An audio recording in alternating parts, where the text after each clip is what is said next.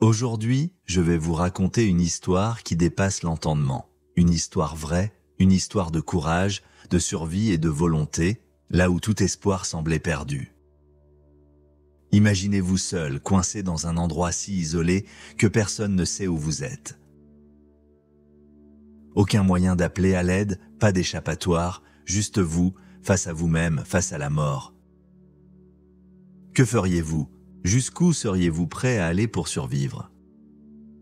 C'est précisément la situation qu'a vécue Aaron Ralston, un alpiniste chevronné, en avril 2003. Ce jour-là, il s'est retrouvé pris au piège dans un canyon de l'Utah avec une seule issue possible, un acte de survie si extrême qu'il en est devenu une légende. Installez-vous confortablement, car cette histoire va vous transporter dans les profondeurs de la nature sauvage et dans les recoins les plus sombres de l'esprit humain. Préparez-vous à découvrir comment un homme ordinaire a défié l'impossible. Aaron Ralston était un passionné d'aventure et d'alpinisme, connu pour son amour de la nature sauvage et sa détermination à relever des défis. En avril 2003, cet ingénieur devenu aventurier décide de partir seul pour une randonnée dans le Blue John Canyon, un canyon isolé et escarpé situé dans l'Utah. Sans en informer ses amis ou sa famille, il charge son équipement dans sa voiture et se lance dans cette aventure. C'est un détail important car cette décision allait bientôt le plonger dans une situation qui semblait sans issue. La beauté du canyon est saisissante, des murs rocheux d'un rouge profond, des passages étroits et sinueux qui semblent taillés par les siècles. Mais derrière cette splendeur naturelle se cache un danger omniprésent pour quiconque s'y aventure seul. Aaron avance avec enthousiasme, escaladant et descendant les parois du canyon avec une confiance née de son expérience. Ce jour-là, il est seul, équipé d'un sac à dos contenant une petite quantité d'eau, quelques barres énergétiques, une caméra et un couteau de poche de mauvaise qualité. Alors qu'il s'engage dans un passage particulièrement étroit, il pose le pied sur un gros rocher coincé entre les parois, mais soudain ce rocher se détache. En une fraction de seconde, il tombe et écrase le bras droit d'Aaron contre la paroi rocheuse. Aaron est pris au piège. Le rocher pèse plus de 300 kilos et immobilise complètement son bras. Il est seul, dans un endroit reculé, sans moyen de communication, ni personne au courant de sa localisation. Aaron, choqué mais lucide, évalue rapidement la situation. Il tente de dégager son bras à la force de ses muscles, mais le rocher est immobile. Il essaie d'utiliser son couteau pour tailler le rocher et le briser, mais le couteau est trop émoussé, presque inutile. Au fil des heures, il commence à ressentir l'épuisement. Le soleil se couche et avec lui la température chute brusquement. Aaron utilise son sac à dos pour se protéger un peu du froid, mais il sait que ses chances de survie diminuent à chaque heure qui passe. Aaron reste coincé dans cette position pendant 5 jours entiers. Le premier jour, il espère que quelqu'un viendra le chercher, mais rapidement il réalise que personne ne sait où il est.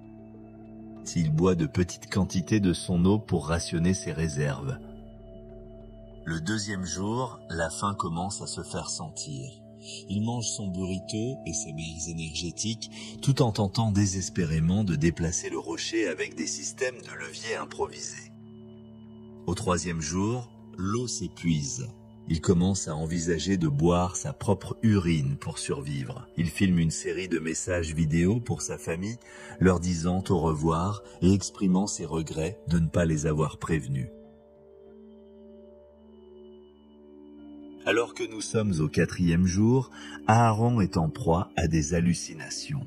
Il imagine ses proches et revoit sa vie défiler. Le 5e jour arrive, désespéré et affaibli, il fait une découverte cruciale. Son couteau est assez tranchant pour couper sa peau et les tissus mous, mais pas pour scier son os. C'est là qu'il a une idée terrifiante. S'il peut briser son os lui-même, il pourra se libérer. Le 5e jour, Aaron décide de passer à l'action. Il sait que c'est sa seule chance de survie. Avec une détermination incroyable, il utilise son propre poids pour tordre son bras et casser les 2 os principaux, le radius et l'ulna.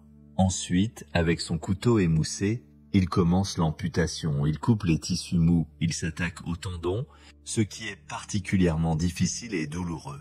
Enfin, il coupe les nerfs, une étape qu'il décrit comme une douleur indescriptible mais libératrice.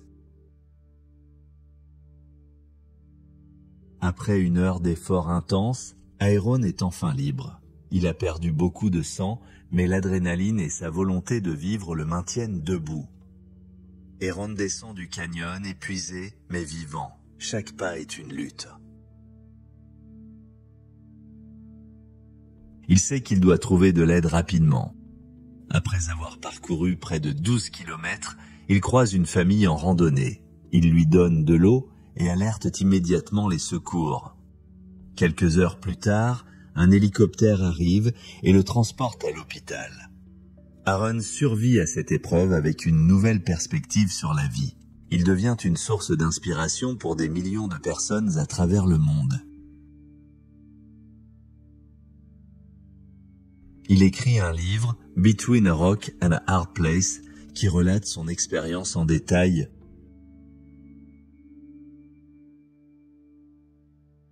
Son histoire est adaptée au cinéma dans le film 127 heures, réalisé par Danny Boyle, avec James Franco dans le rôle d'Aaron. Malgré la perte de son bras, Aaron continue de grimper, de skier et de pratiquer des sports extrêmes. Il termine souvent ses discours publics avec cette leçon : nous sommes bien plus forts que nous le croyons, surtout lorsque notre vie en dépend.